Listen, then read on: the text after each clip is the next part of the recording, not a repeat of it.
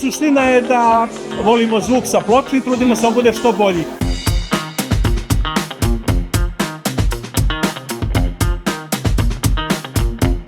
Nije to ona romantična fora kao da je to kucketavi zvuk i tako to.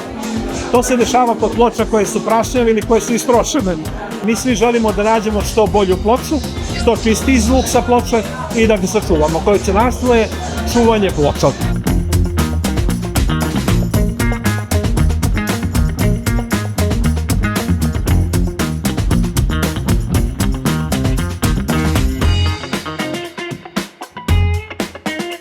To je bio početak 90. godina. Majka je skupila nekako novac, neki kredit ili kako je to već bilo, pa smo kupili jednu liniju koja je potpuno bez veze. Krenulo se jako lošim gramofonom, ali nama je tada bio svemirski brod. I tu sam se zarazio. I tako to traje do danas.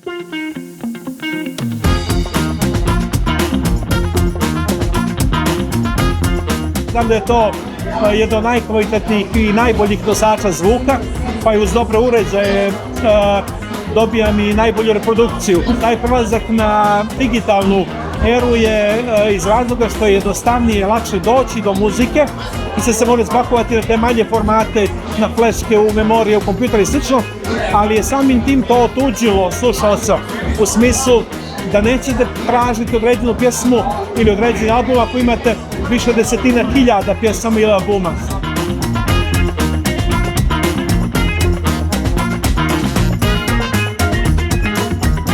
Ovdje se radi o fizičkom kontaktu sa albumom.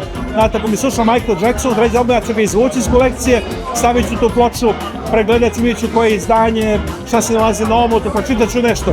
Pa je taj odnos sa albumom ili sa određenom pjesmom mnogo bliži nego kad je to u digitalnom formatu.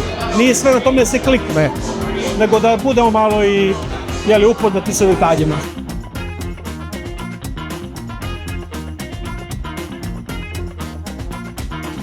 U odnosu na druge nosače zvuka, po meni je prirodnije. Mnogo je prirodnije, drži pažnju, vraća u neka srećnija vremena, bar naša, tako da po meni stvarno tačno neku ploču koju nabavim, a imao sam je nekad tačno znam u koje vreme sam je slušao, zašto me vezuje, a za CD me ne vezuje ništa.